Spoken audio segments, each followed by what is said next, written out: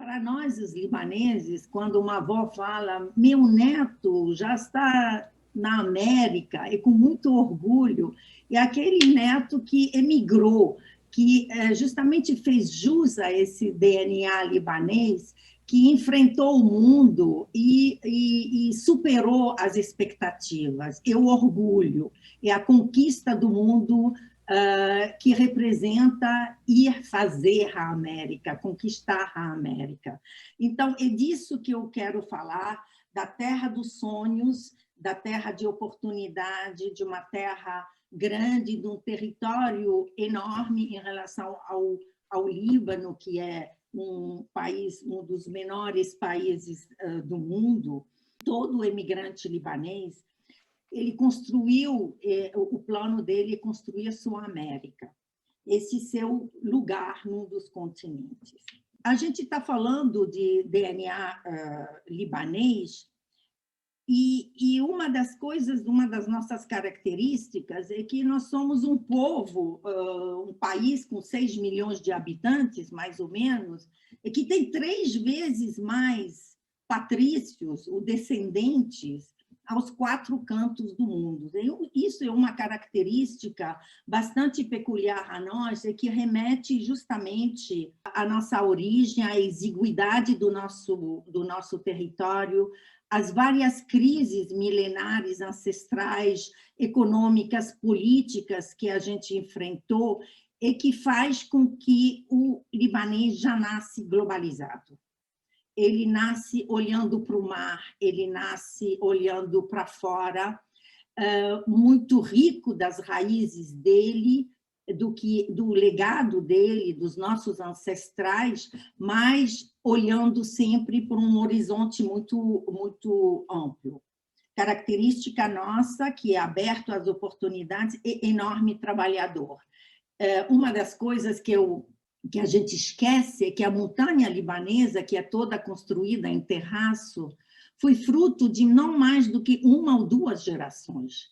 Você imagina quanto trabalho que levou em tão pouco tempo de criar esses terraços em todas as montanhas libanesas para afrontar a erosão, né, para a agricultura dar o máximo dela mesma. Eu ouvi muito o François Nader falar, e ele falou do espírito do imigrante, ele falou da prontidão de começar do nada, ele falou de coragem, ele falou de resiliência, ele falou de se sentir muito seguro de si, da facilidade de adaptação e da prontidão de abraçar oportunidades e de receber também a ajuda, de perceber os anjos da guarda que aparecem na nossa vida. E é muito bonito ele dizer, eu tenho vários, eu não vou esquecer deles nunca, cada um tendo dado isso. E ele falou muito, no final, da importância de retribuir o que nos foi dado. E, nesse aspecto, eu quero, a partir, talvez, da minha experiência, da minha história, ilustrar o quanto ele tem razão das nossas características. E eu vou me ater, no final, nessa coisa que me incomoda muito, é de ver o país, o Líbano, do jeito que está, e tendo o maior patrimônio dele, que é a diáspora dele, ainda não sabendo se mobilizar. Eu sou absolutamente binacional. Eu me sinto tão libanesa quanto brasileira, porque eu nasci no Brasil, eu sou, de um lado, 3ª geração, e, do outro lado, 1ª geração. Por quê? Porque o primeiro a ter vindo ao Brasil é meu avô, no início do século, um garoto de 14 anos que pegou o primeiro navio que saía do porto de Beirute, foi parar em Nova York, e nunca entendi como de Nova York ele foi parar na Amazônia. E depois falei, gente, lá em Porto Velho, em Abunã, em Guajará-Mirim, o que ele foi fazer, esse garoto de 14 anos? Simples, eu fui para lá, fiquei 1 semana em todos os... futucando a história, é uma história linda, porque é a construção da estrada de ferro Madeira-Mamoré. Esse garoto foi para os Estados Unidos. Na época, Farquhar tinha ganho a licitação, vamos dizer, a construção da ferrovia, e a empresa dele era americana. Então, ele começou a fazer um grande propaganda, e esse garoto ouviu falar de um Eldorado que ia se construir. Ele veio, não para trabalhar com Farquhar, mas como bom libanês, a se montar o comércio dele. Então, vendia de tudo, açúcar, enfim, todas essas... E se colocou como comerciante e começou a vida. Ele nunca voltou para o Líbano, trouxe alguém, acho, não sei se era prima dele, mas alguém de June, aqueles casamentos, sabe, que se faz por correspondência. A minha avó veio aqui, começaram a nascer os filhos, cresciam, mandavam para o Líbano para estudar. As filhas ficavam lá, os homens, crescendo, vinham ajudar o pai. Nisso, meu pai veio, em idade de casar, quando começou a namorar um pouquinho demais. Jorge, já está na hora de você casar, vai com a missão para o Líbano de achar uma noiva. Aí ele vai, encontra minha mãe, os padres ajudam a fazer essa apresentação, as moças de boa família. Minha mãe vivia em Beirute, tinha acabado de ter o baccalaureat, veio um garoto bonito, enfim, um bom parti, como se diz, e casa, sabendo que ela vinha para o Brasil, ponto final. Aí, tudo bem, ela chega no Rio e começa a saga dela para chegar em Porto Velho. Obviamente, ela que gostava de música, de cultura, de não sei o quê, ela se encontra naquela terra. Hoje, até hoje, quando ela fala daquilo, ela olha para mim: você vai para Porto Velho? Vai fazer o quê lá? Enfim, odiou. Eu nasci, meu irmão nasceu, mas, na primeira ocasião, ela quis voltar para o Líbano.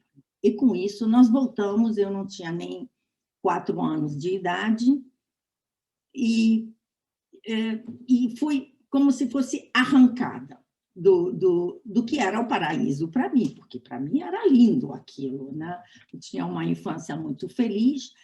E aí foi o primeiro transporte da menina, que primeira língua era o português, e de repente eu me encontro no Líbano, onde todo mundo falava uma coisa que eu não entendia, e ninguém me entendia. E minha avó materna, que era uma generala, eu cheguei em setembro, aí a mamãe falou: não vou botar ela na escola, no jardim de infância ou na escola, porque ela não fala. Não, bota ela, a criança se vira. E a primeira coisa foi aquela arrancada, e de eu me encontrar numa sala onde fui assim, o mutismo absoluto, né? Eu estava completamente perdida, não entendendo. Então, ali, eu acho que o primeiro exercício de adaptação se fez na marra. Na marra, e que, talvez pela avó que diz: não, criança se vira e joga ela na piscina, é um pouco essa coisa atávica de sempre estar pronta e poder se jogar na piscina. Isso é uma marca, talvez, da gente como um povo que tem raça, né? E a minha avó nem hesitou, né? Tem raça, é minha neta, ela vai conseguir. E essa que já começa com essa coisa não só do DNA, mas da cultura que é, da força que inculca nas crianças, na educação das crianças, com muita exigência, com muita disciplina, com muita força. O que me vem é que, bom, imediatamente eu que falava português, deixei o lado, fui alfabetizada nas 2 línguas, árabe e francês, e com uma educação tanto escolar quanto familiar de muita disciplina. Eu acho que criança libanesa que foi crescida na minha época no Líbano não tem muita saudade da infância, porque a gente era tão exigido que a gente fazia 2 baccalaureat ao mesmo tempo, enquanto os franceses ficava suando para um baccalaureat francês, que a gente achava muito fácil perto do libanês, onde a gente tinha que estudar, além de todo o programa, filosofia árabe, literatura árabe, um monte de memórias, de coisas, poesias que não acabavam mais. Então, a gente fazia a jornada dupla e o programa duplo de todos os outros alunos e a gente passava o baccalaureat francês, dado pela embaixada, e o baccalaureat libanês, como qualquer libanês. Então, essa exigência, essa disciplina, esse investimento em educação, em criar crianças prontas para o mundo, ajuda muito, porque depois tudo é fácil na vida. Pelo que você passou, pelo que você foi treinada na infância e na adolescência. Hoje em dia, eu olho as crianças brasileiras, eu falo, nossa, que maravilha ser criança no Brasil, no Rio de Janeiro, porque não tem essa exigência e essa disciplina que nos foi inculcada, que é quase militar, né? Por isso que eu chamo minha avó de general. Com isso, você aprende muitos conceitos, a gerência do tempo. Você não tem muito tempo, mesmo sendo criança. Você tem um tempo para brincar, você tem um tempo para comer, você tem um tempo para dormir, e você tem muito tempo para estudar, porque estudo... até hoje, meus sobrinhos, etc., sempre os pais deles, que seja minha irmã ou meu irmão, eles sempre falavam, você tem direito a tudo, na medida em que você faz tua única responsabilidade, que é dar boas notas. Não tem boas notas, não tem nada. Tem boas notas, tem tudo. Então, essa responsabilidade, essa gerência de tempo, essa disciplina, são, no fundo, além do DNA, ferramentas muito úteis na cultura libanesa, no fato de ser um libanês pronto para a vida e pronto para fora. Agora, por outro lado, também, o libanês tem uma família, um sentido de família que não é o mesmo do que no Ocidente. A família, para nós, não é papai, mamãe, as crianças. São o tio, o avô, os primos. Eu tenho 48 primos diretos. Então, é uma tribo, a família é uma tribo, é um clã.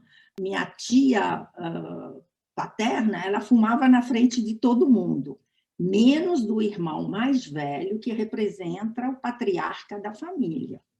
Na frente dele, não, marido, filho, etc., tudo bem. Então, você tem essa estrutura clânica e a gente brinca, todos os primos juntos, com os maiores jogos. Baralho, então, a gente ficava craque. E outro dia eu li que o baralho e até esses jogos que a gente fazia são ótima ferramenta e que hoje em dia estão fazendo entrar isso no currículo escolar das crianças, porque é a melhor maneira de aprender gestão de risco e cálculo de risco. Cálculo de você contar qual é o baralho que vai vir, já foram esses... Até para matemática é bom. Então, isso que era nossas brincadeiras, de fundo, também são formações. Então, é uma infância que já te prepara que dá mais caldo a esse DNA. Isso que eu queria dizer também. Eu sou uma imigrante especial porque eu me nutri bastante das duas culturas. Por outro lado, bom, crescendo no Líbano com essa juventude, etc., já ficando na universidade, você já começa a sentir a exiguidade do território libanês, essas oportunidades, essa ânsia, porque, ao mesmo tempo que o Líbano é muito aberto a todos os horizontes,